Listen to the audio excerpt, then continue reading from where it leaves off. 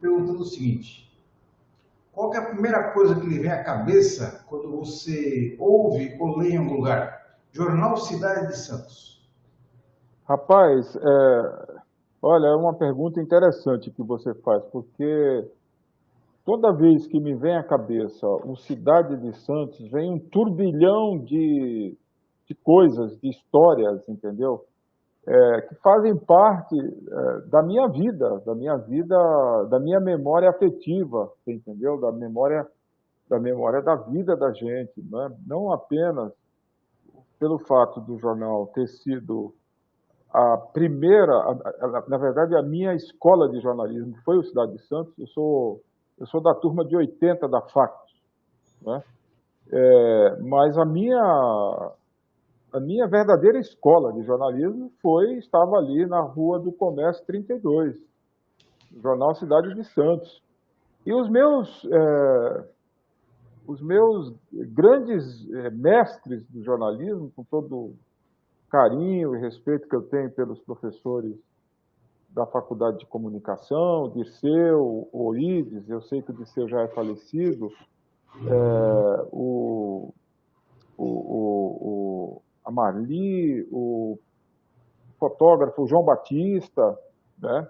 São algumas das figuras que eu lembro da faculdade, mas os grandes professores de jornalismo foram os meus editores e colegas de Cidade de Santos.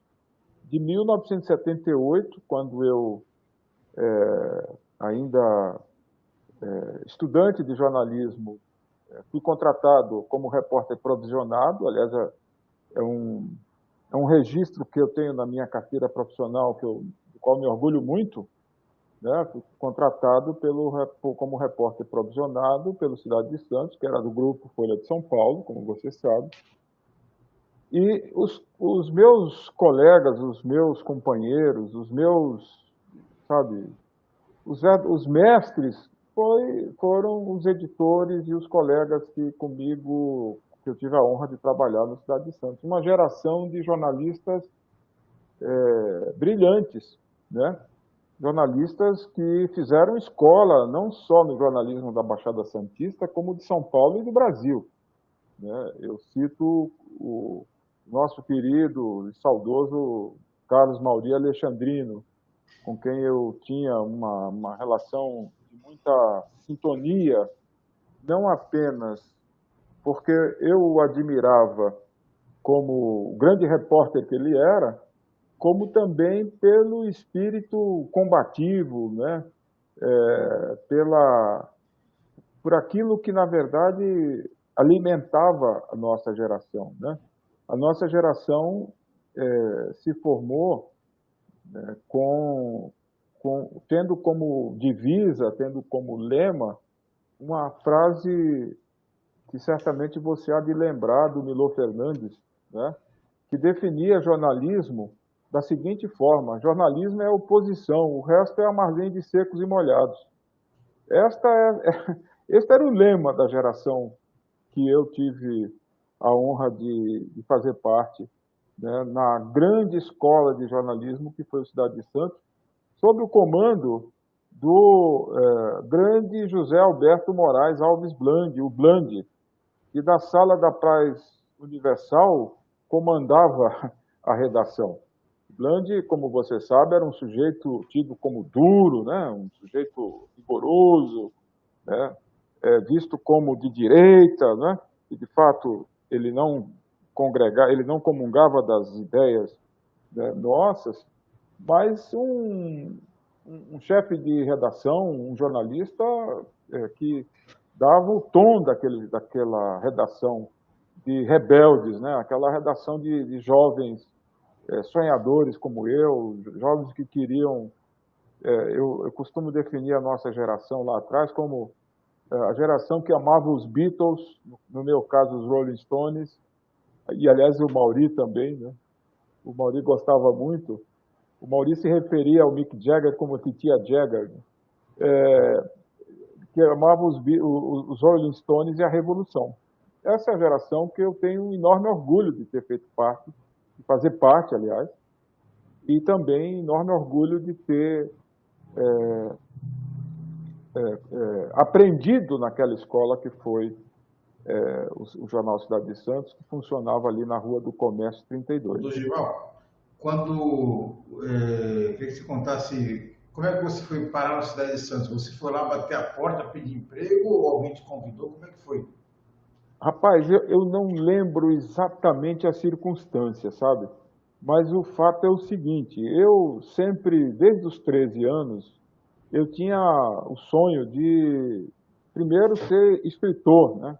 Escrever, porque eu trabalhava como... Eu era guardinha mirim dos 13 aos 18 anos, em Cubatão.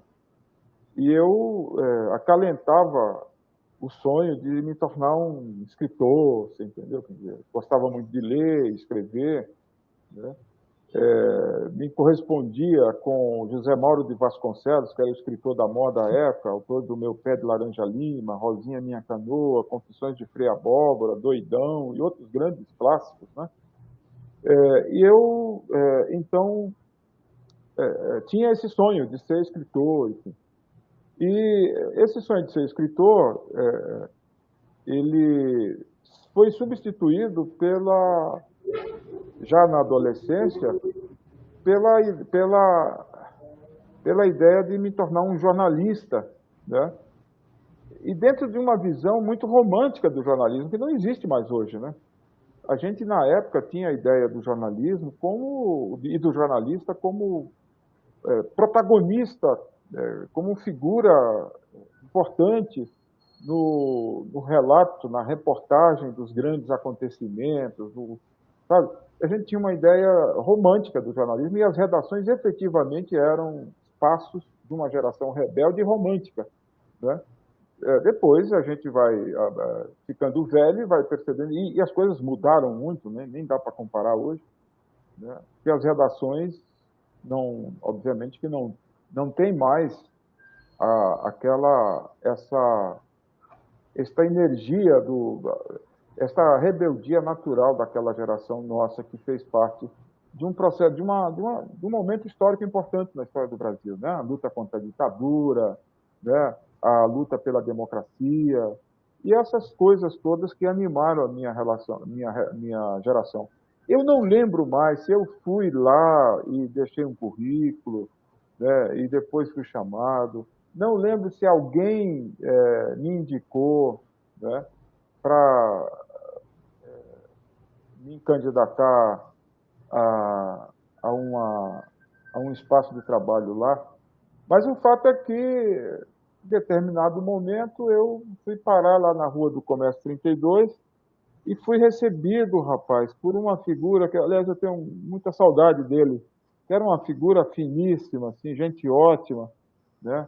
O Sérgio Moita, não sei se você... Trabalhei com ele, Sérgio Moita. Oi? Trabalhei com ele, Sérgio Moita, grande Sérgio cara. Moita, você trabalhou com o Sérgio? Trabalhei com Sérgio Moita.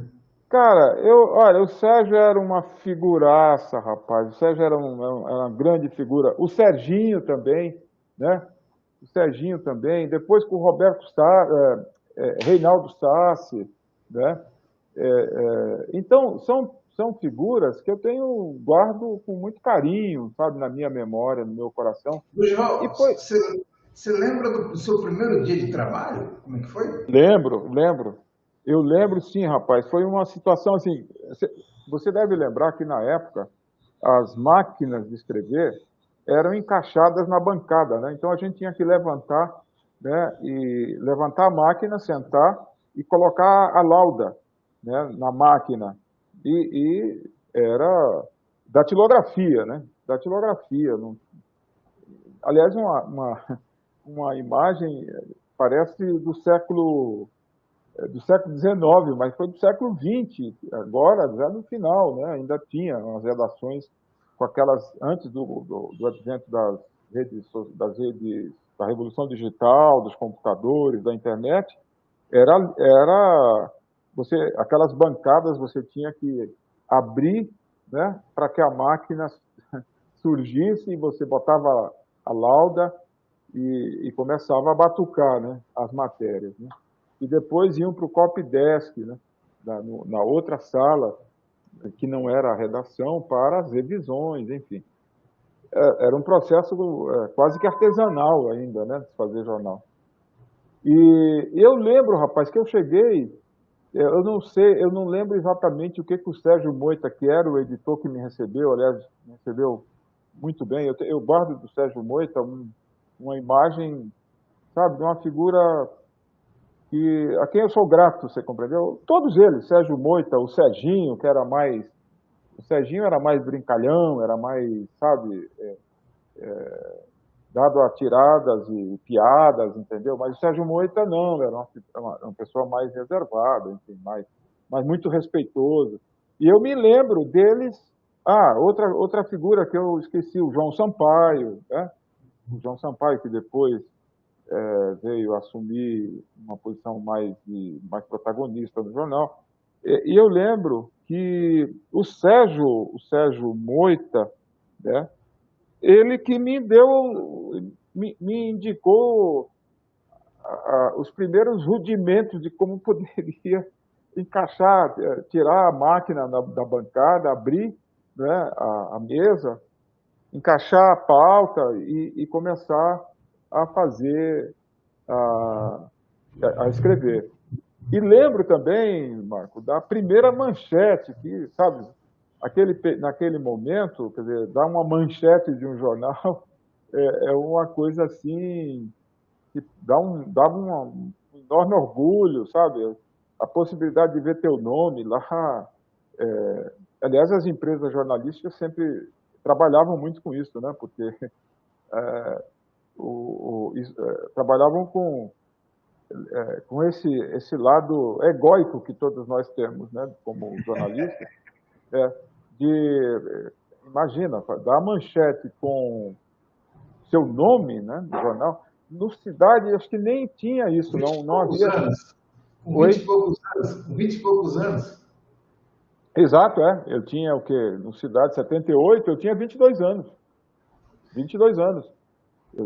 Então, no Cidade não tinha essa coisa de dar manchete, de dar o nome na manchete. Eu fui viver essa experiência de dar manchetes com o nome na capa no Diário do Grande ABC, onde eu tive um período muito legal também, gosto muito da minha memória do diário. Então, a primeira manchete foi sobre a minha primeira... Aliás, eu tenho, viu? Eu tenho essa manchete guardada. A minha primeira manchete foi sobre... era uma denúncia de que as padarias estavam utilizando brometo de potássio no pão. Então, o pão vinha inchado, né? Naqueles pães enormes, só que ocos por dentro, porque cheios de brometo de potássio, né? E eu levantei isso e foi a manchete do jornal. Eu voltei para casa todo feliz. No dia seguinte, ia para a banca. A primeira coisa era comprar o jornal na banca para guardar. Tanto é que eu tenho a manchete até hoje, entendeu?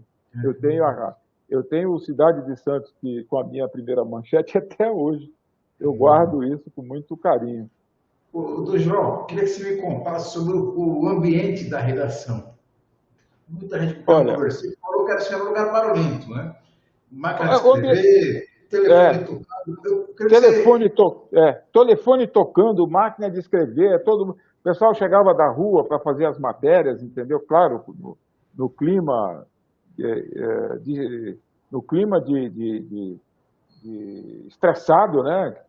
Que nós vivíamos, era correndo contra o tempo, né? Então chegava da rua com a matéria, sentar imediatamente, escrever, refazer, reescrever quando era o caso e encaminhar para a sala de copy, né? Do copy desk, né? Então era um ambiente assim. Eu sempre gostei muito do ambiente do Cidade, do ambiente das redações dos jornais antigos, entende? Porque eram ambientes em que você compatibilizava a seriedade do trabalho que você estava fazendo, efetivamente a gente estava fazendo história ali, compatibilizava isso com um clima de descontração, você entendeu? E no Cidade, de rebeldia, com nenhuma formalidade, você compreende? Então era um ambiente muito legal, era um ambiente bom para trabalhar, você entendeu? Era um ambiente muito saudável de trabalho, você compreende? Em que, na Muita, verdade, como muita brincadeira. muita brincadeira, eu lembro, por exemplo, que depois que a gente escrevia as matérias, era comum a gente descer no Paulista, né, para comer um bolinho de bacalhau, ou então no bar do lado da esquina, né, o bar próximo que ficava ali, para tomar jurubeba. Eu gostava muito, eu, o Mauri, Beto Pasqualini, o Lozada, José Luiz Lozada, especialmente eu, o Mauri, o Pasqualini, a gente gostava muito de descer para tomar jurubeba, jurubeba Leão do Norte. A gente tomava muita jurubeba, você compreendeu? E as discussões todas eram sobre o ambiente do país, né? A luta pela democracia, contra a ditadura. Era um ambiente muito rico aquele período, você compreendeu? E eu lembro que foi uma cidade em que eu, ainda com 78, né, eu tinha 22 anos, eu peguei a greve de 79, foi a primeira grande e, na verdade, provavelmente a última greve de jornalistas, né, no Cidade de Santos, que aí você tinha uma situação que você tinha que optar, tinha que assumir o seu lado, né. E eu, obviamente, fui, viemos para São Paulo fazer na Assembleia, na época o presidente do sindicato era o David de Moraes, genro, me parece, do Audálio Dantas, né? E que a gente fazia piquete, lembro do desespero nosso de tentar evitar que os jornais chegassem às bancas, né? Os montes de jornais, eu lembro que a gente fazia piquetes para, e em alguns casos, defendia que fossem queimados, né? Porque os patrões, naquela greve, eles demonstraram que eles podiam fazer chegar o jornal na banca sem jornalistas, né? Sem jornalistas. E essa foi a grande derrota daquela greve, né? Porque era possível chegar, os jornais estavam saindo, mas os jornalistas estavam parados. O Cidade de Santos parou praticamente inteiro na greve de Eu não 79. sei se foi o Cidade ou algum jornal, quando teve a greve de jornalistas, aí no dia seguinte foi decretada a greve, o jornal veio com a seguinte manchete: jornalistas em greve. Quer dizer, era para mostrar claramente que podia fazer um jornal sem jornalista, né, Dorival? Exatamente. Essa foi, eu acho, Marco, a grande vitória dos patrões, né, da imprensa brasileira naquela greve. Foi provar que era possível fazer jornal sem jornalista, né? E Ô, depois... Dorival, Pois agora não. o Cidade de Santos, ele sempre teve esse caráter combativo, né, de Sim, fazer denúncias, representar a população.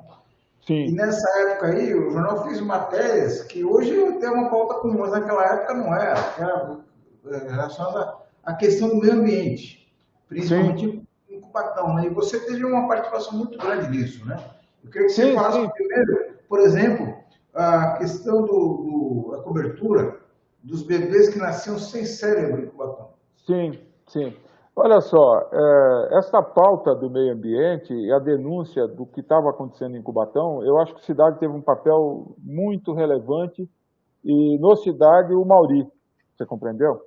Aliás, são duas grandes coberturas que merecem lugar de destaque, né? Foi a cobertura da tragédia ambiental de Cubatão, e o Cidade de Santos teve um protagonismo muito grande. Por quê? Porque o Cidade de Santos era um jornal você usou a palavra combativo, eu diria mais, era um jornal que antagonizava com a Tribuna, porque a Tribuna era um jornal tradicional, muito conservador, né? A, aquela postura conservadora, tradicional. O Cidade, apesar de ser um veículo do Grupo Folha de São Paulo, tinha uma linha e alimentava uma linha combativa e menos conservadora. Então, editorialmente, o jornal abordava questões que a Tribuna só em seguida, só depois, é que ia começar a cobrir do jeito Tribuna de ser. Você compreendeu? Quer dizer, o Cidade, nesse sentido, inovava também, não só pela linha editorial, mas também pelo formato, pela forma, né, como seus jornalistas, todos jovens, uma geração de jovens, como eu era na época, como nós vimos o mundo. Né? Então, por exemplo, a cobertura da tragédia ambiental de Cubatão, a Cidade teve um papel relevantíssimo, porque foram efetivamente as primeiras grandes manchetes, né, destacando os danos que a população estava sofrendo em virtude de um modelo de desenvolvimento econômico implantado pela ditadura, que dizia que as empresas poderiam vir para Cubatão, que não deviam ter preocupação com a poluição. Esses anúncios da ditadura, dos governos militares, estimulando a vinda de grandes grupos econômicos para se instalarem em Cubatão, que não precisavam se preocupar com a poluição, isso era publicado nos jornais da Europa, nos jornais da Suécia, por exemplo, você compreendeu? E o que estava acontecendo ali? Estava acontecendo ali um massacre, né? Um massacre, porque o grau de poluição, mais de 273 poluentes eram lançados na atmosfera, gases venenosos, né, eram lançados na atmosfera, em prejuízo, quer dizer, e com as consequências óbvias à saúde da população. Então, a denúncia dos bebês que ficaram conhecidos como bebês sem cabeça, porque eram bebês sem cérebro, porque eram portadores de anencefalia, né? Por conta dos graves danos ambientais, o Cidade fez, e o Mauri era o grande repórter, né, que tratava dessas questões. Porque o Mauri combinava uma coisa que eu acho que o jornalista da nossa geração tinha, né? Eu quero destacar que nós vivíamos um outro momento, né? Um outro momento no país, outro momento no mundo, né? O jornalista, a despeito daqueles princípios básicos, né? De ouvir o outro lado, né? De que a opinião a gente dá nos editoriais, né? Dos jornais, que a notícia não tem que estar carregada com a opinião, e tem que necessariamente ouvir todos os lados envolvidos, quer dizer, são esses princípios básicos, mas eu posso dizer o seguinte, que a linguagem do Cidade expressava e traduzia o espírito dos seus repórteres, todos jovens, né, estudantes, na sua grande maioria como eu, ou recém-saídos da Faculdade de Comunicação, e lançados num mundo em transformação e num Brasil que ainda se debatia para se livrar da ditadura, né? Você compreende? Quer dizer, então isso tudo teve um reflexo. Então essa grande cobertura que foi a cobertura da tragédia ambiental de Cubatão, o Mauri, por exemplo, eu nunca esqueço que nós redigimos, né, a Carta ao Povo Brasileiro que lançou a Associação das Vítimas da Poluição e das Más Condições de Vida, que nós fundamos em Cubatão em janeiro de 1982, com a presença de toda a diretoria da SBPC. Entendeu? Nunca esqueço disso. Estavam lá presentes, na época o presidente era o professor Clodovaldo Pavan, estavam lá o professor Aziz Absaber, estava lá aquele que depois viria a se destacar, inclusive, na Constituinte, o Fábio Feldman, que era um jovem ambientalista, o Randall Marques, que era um repórter também bastante atuante na cena da cobertura ambiental, né? O Randall também já é falecido. Estavam lá, rapaz, esse congresso de fundação da Associação das Vítimas foi um marco, porque nós fizemos esse congresso com delegados tirados, eleitos em reuniões de bairro. Durante um domingo inteiro se discutiu, até que se criou a Associação das Vítimas. Eu sou um dos fundadores da Poluição das Más Condições de Vida de Cubatão. E o Mauri,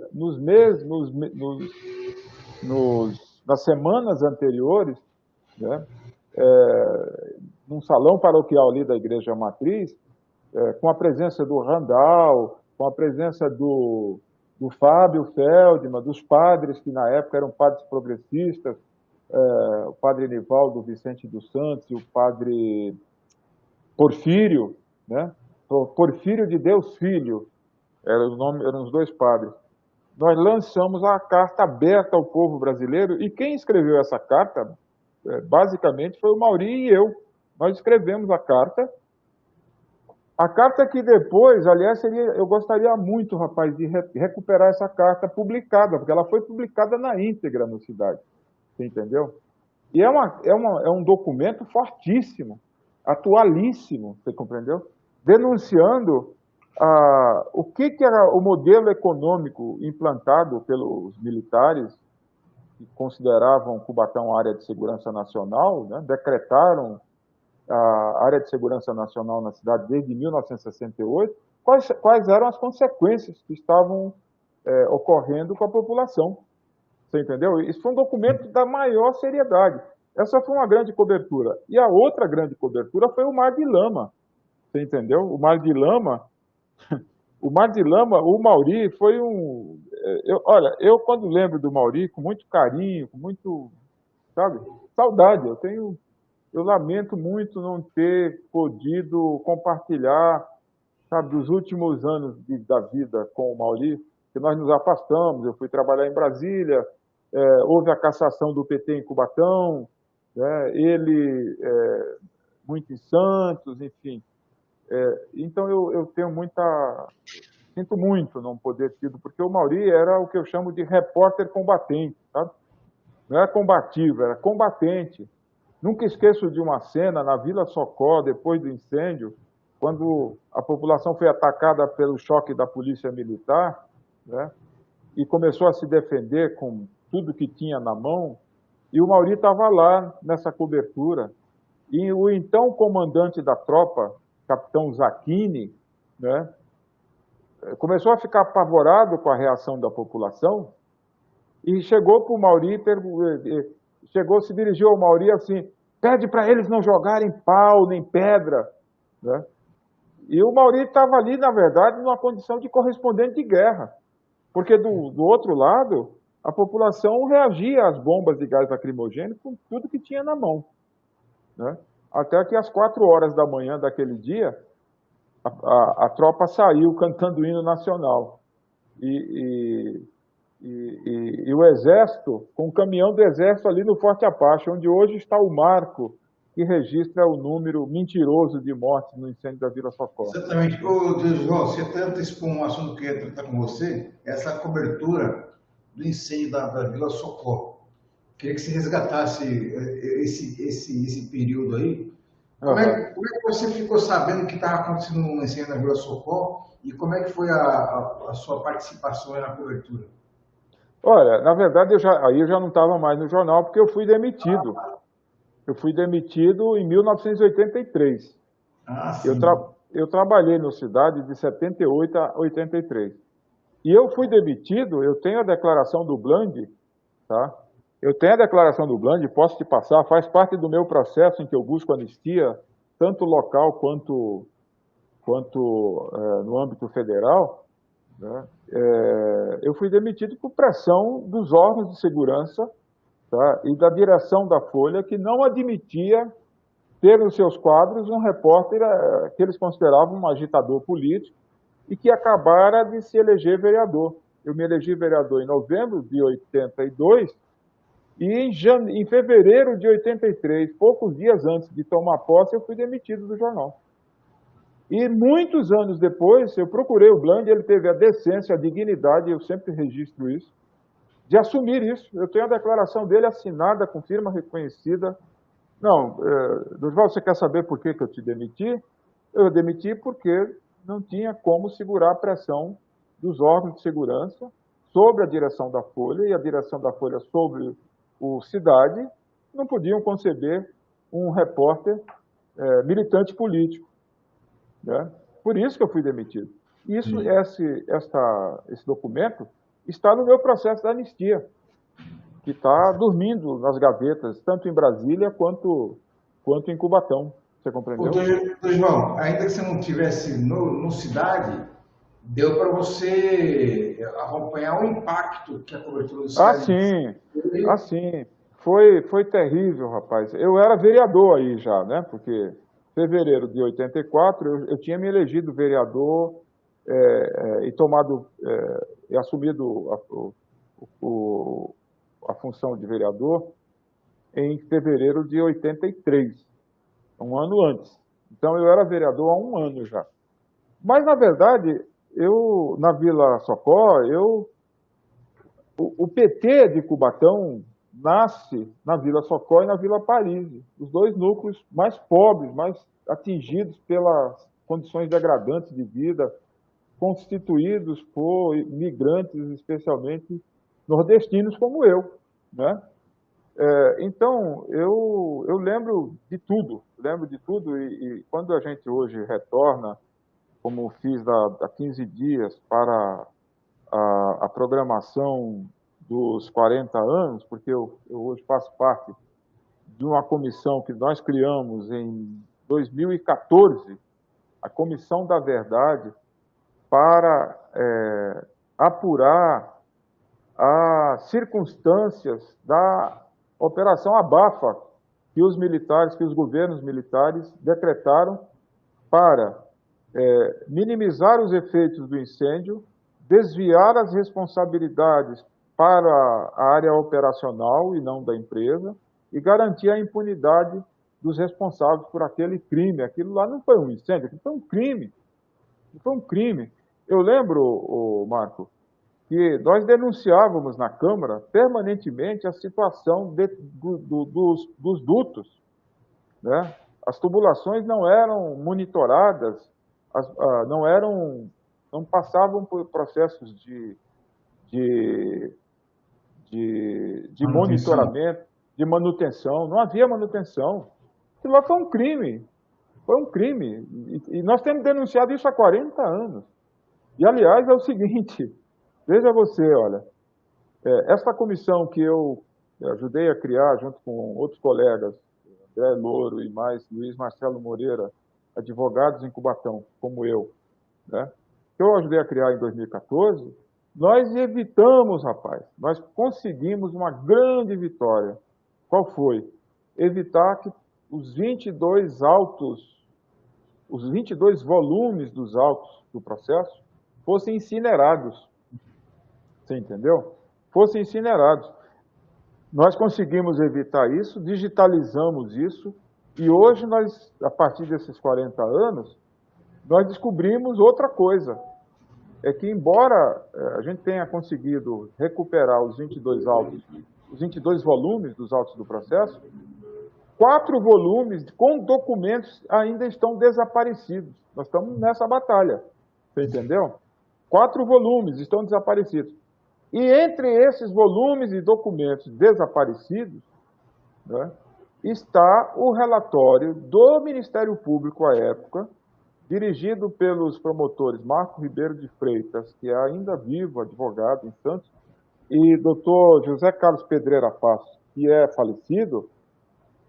Esses dois promotores, né, anexaram aos autos do inquérito, tá, um relatório que está desaparecido agora, nesses volumes, mas que foi amplamente divulgado pela mídia na época, inclusive pela imprensa, especialmente a imprensa internacional, New York Times, por exemplo, e este relatório trabalha, o Ministério Público trabalha com 3 hipóteses, tá, de número, com relação ao número de mortos.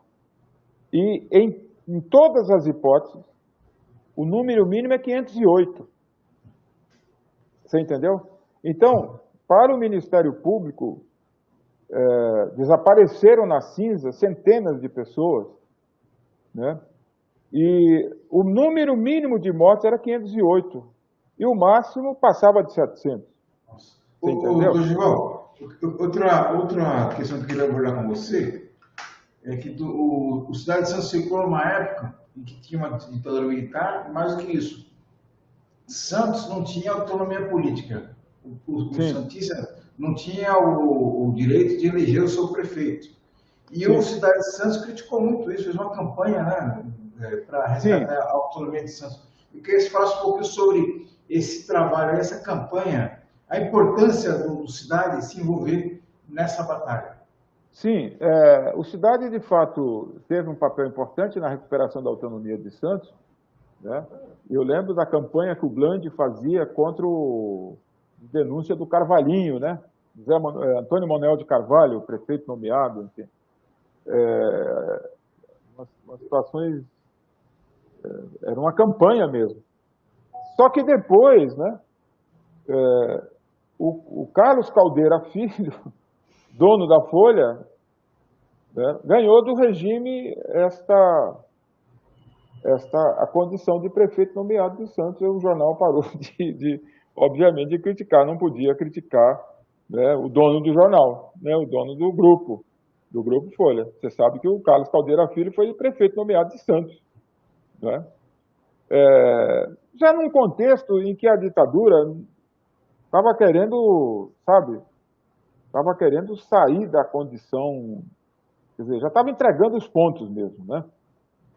E essa coisa de Santos, área de segurança nacional, foram 5 municípios no estado de São Paulo declarados áreas de segurança nacional. Santos, né? Aliás,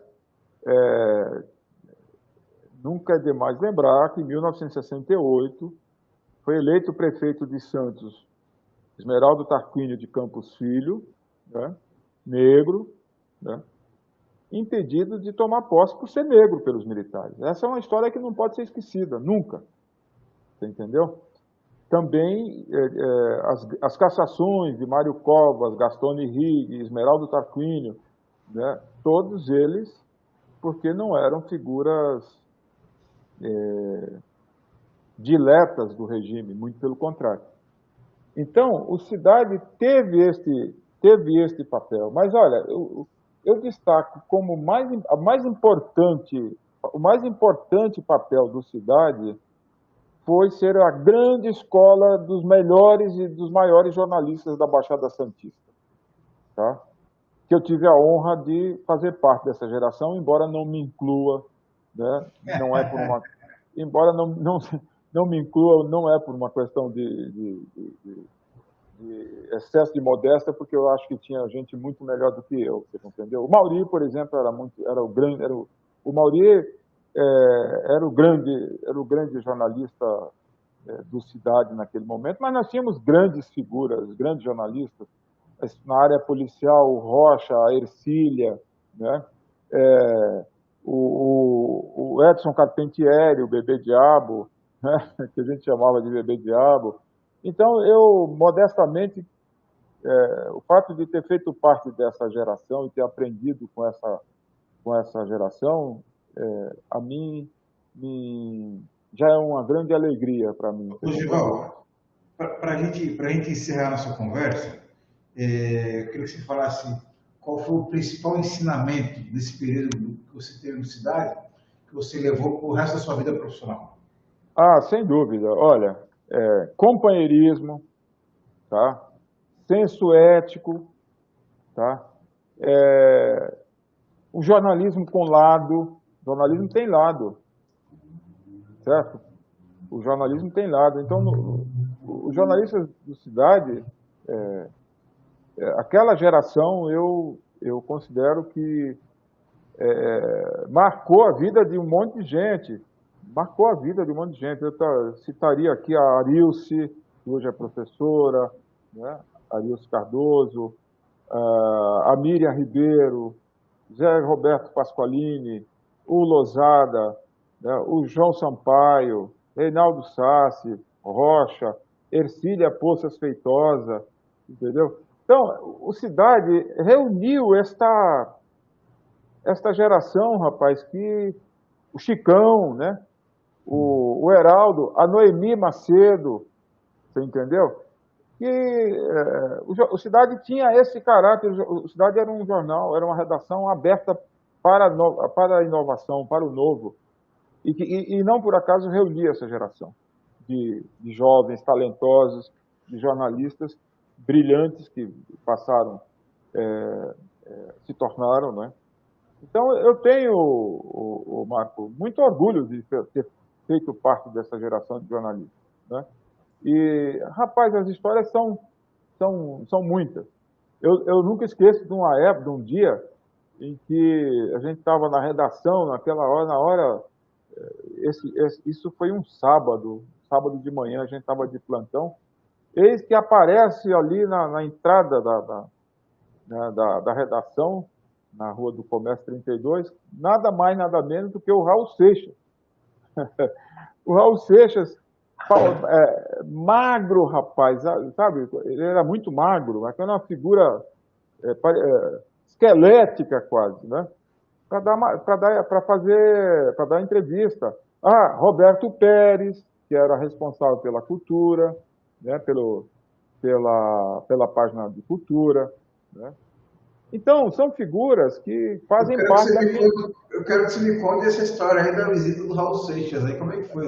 Pois é, era um sábado, eis que aparece, assoma na entrada da redação aquela figura, as pessoas começaram a olhar, aí começam a comentar, é o Raul, é o Raul.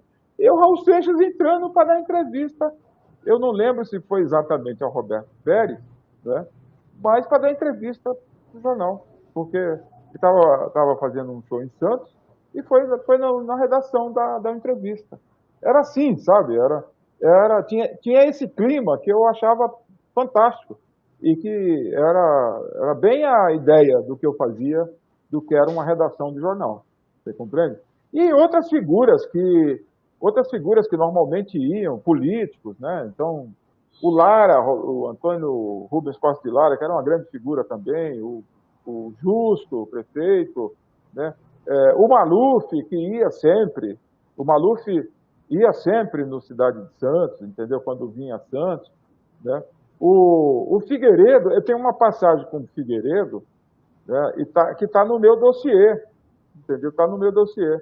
Porque como eu já estava na militância, eu vim para a Cidade de Santos já como líder estudantil, né? Eu era líder estudantil na FACS, eu fui presidente do DA, Júlio de Mesquita Filho. E no momento em que nós comandamos as maiores mobilizações pós-ditadura, né, naquele período de 78, 79, 80. Foi o momento em que o movimento estudantil da Baixada, em Santos, ecoava, né, as mobilizações dos estudantes em São Paulo, né? Isso é importante que as novas gerações saibam, porque antes do movimento operário, né, do ABC, das grandes greves dos metalúrgicos, o movimento estudantil teve um papel muito importante no combate à ditadura. E em Santos, o movimento estudantil teve um peso forte, teve uma presença muito marcante, e eu me orgulho também de ter feito parte disso. E eu conciliava a condição de líder estudantil com repórter do jornal, imagina. Você compreende? Como isso incomodava as figuras da repressão, né? Os órgãos de repressão. Movimento estudantil que teve, né? Eu lembro que eu fui candidato a presidente pela chapa Mobilização Estudantil, aliás, ideia do Mauri, né?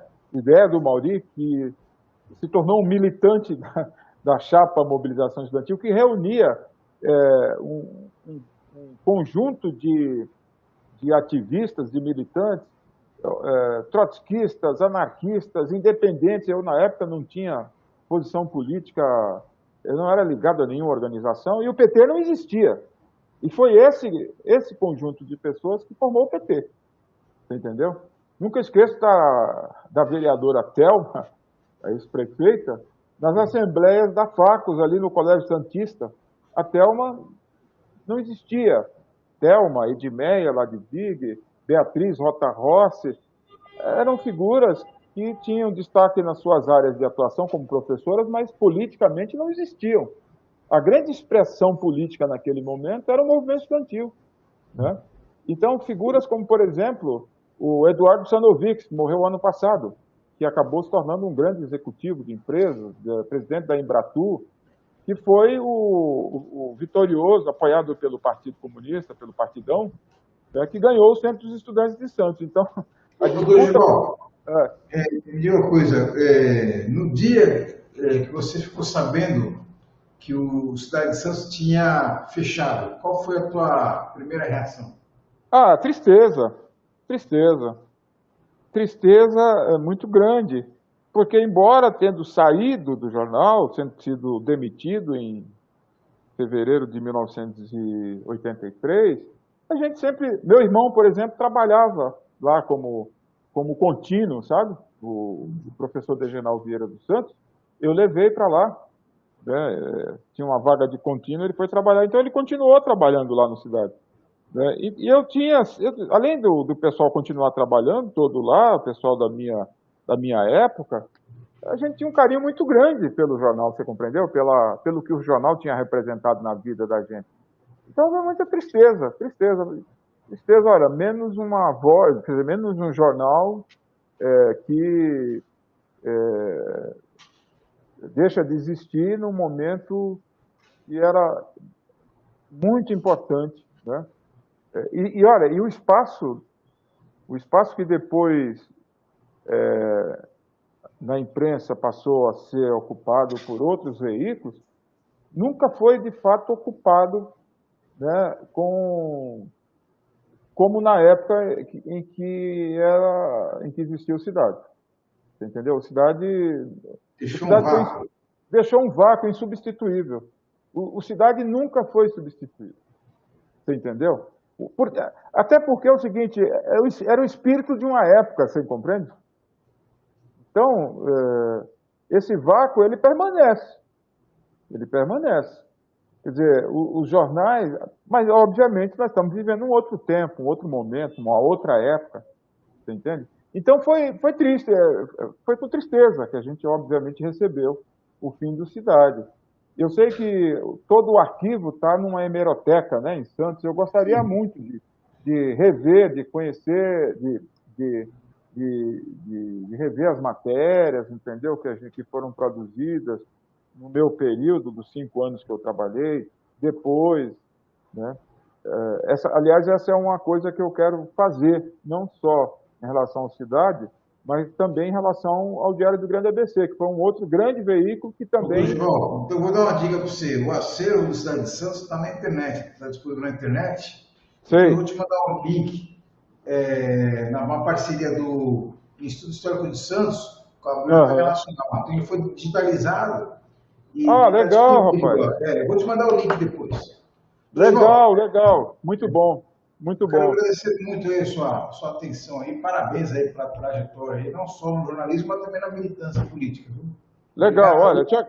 eu te agradeço, cumprimento pela iniciativa do projeto e me coloco à disposição, viu? Me coloco à disposição. Uma conversa assim, obviamente, é uma conversa preliminar, né? Se eu puder ser útil em algum outro momento, Claro.